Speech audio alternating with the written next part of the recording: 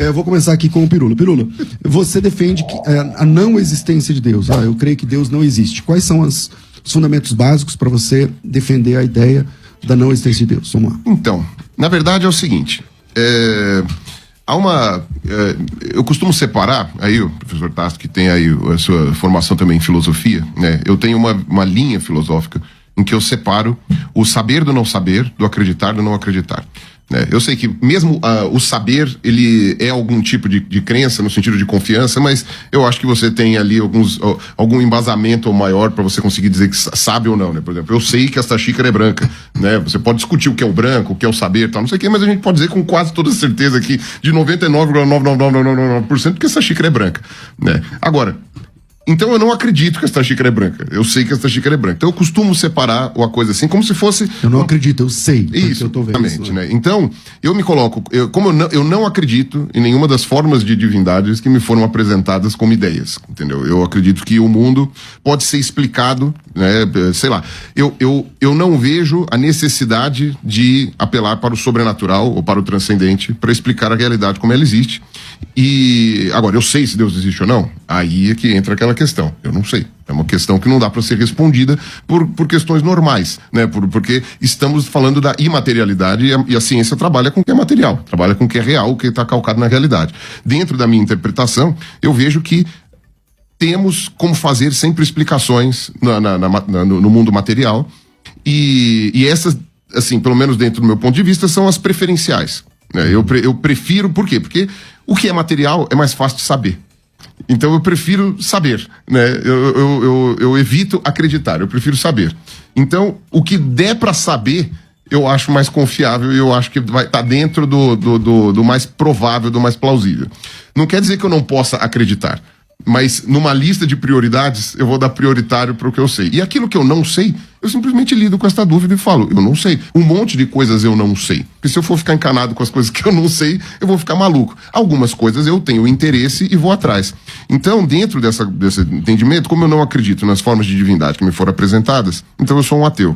Agora, eu sei ou não sei se existe o transcendente, não importa como se interpreta, como se dá, que poderes ou que características se dá para essa divindade. Okay. Se eu acredito, eu não acredito, porém, se existe ou não, aí é uma outra discussão.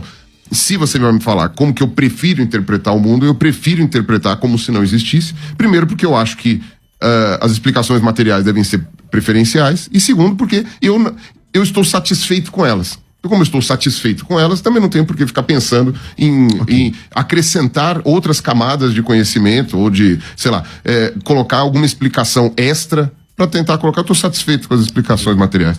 Tassos, diante dessa fala do Pirula, como que você, como um cristão, como alguém que crê na existência de Deus, responde? Há uma distinção clara entre saber e crer. Eu concordo neste ponto. Inclusive, uma das ideias que mais perpetuaram-se pela filosofia foi a que foi desenvolvida por Platão no Teeteto, que ele dizia que o conhecimento é uma crença verdadeira e justificada.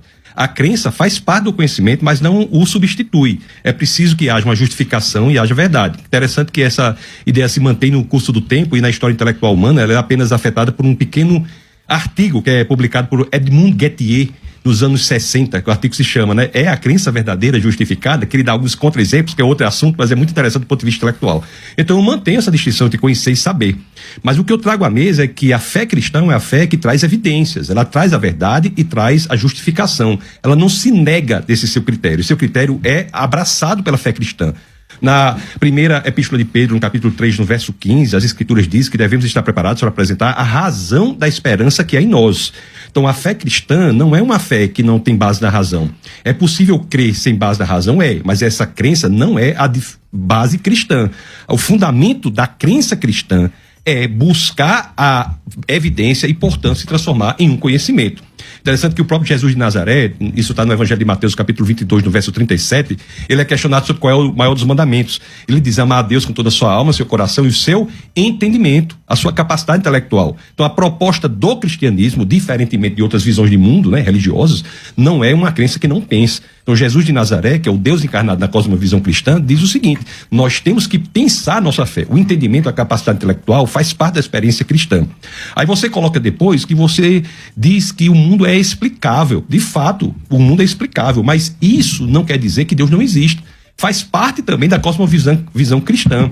A inteligibilidade do mundo é uma consequência da assunção da existência de Deus. A existência de Deus pressupõe que o mundo seja inteligível, porque organizou o mundo inteligentemente. Há essa pressuposição pelo fato de que Deus existe. Em outras palavras, o fato do professor dizer que a ciência explica o mundo, isso não é uma oposição à existência de Deus, muito pelo contrário, é uma decorrência do fato de Deus existir. Por quê? Porque Deus existe é que o mundo é inteligível. A ciência só existe diante da pressuposição de inteligibilidade no mundo. E como você quer entender o mundo pela inteligência se você não pressupuser que o mundo é organizado inteligentemente? E por fim, dizer que a ciência é, portanto, uma expressão dessa perspectiva de que Deus existe. Tanto é assim que a ciência moderna só aparece em países de matriz cristã. Então, o cristianismo é um pano de fundo onde a ciência se dá. As universidades, por exemplo, as maiores e melhores universidades do mundo, que tentam explicar o mundo, nascem como escolas de discípulos cristãos. Harvard, Princeton, Yale, Cambridge, Oxford, foram todas nascidas como escolas de discípulos cristãos. Inclusive, o lema original da Universidade de Harvard é verdade para Cristo e a igreja. Então, para resumir, eu mantenho a posição, concordo, de que conhecimento é uma coisa, crença é outra, mas eu esclareço que na base bíblica e escritural do cristianismo, a nossa experiência de fé, ela exige evidência e justificação e, portanto, ela cumpre os requisitos que é colocado na história intelectual humana, que nasce no livro de Teeteto, escrito por Platão e dura durante toda a história intelectual, de que o conhecimento é uma crença, não apenas ela, mas é uma crença verdadeira e justificada. Ok, Pirula.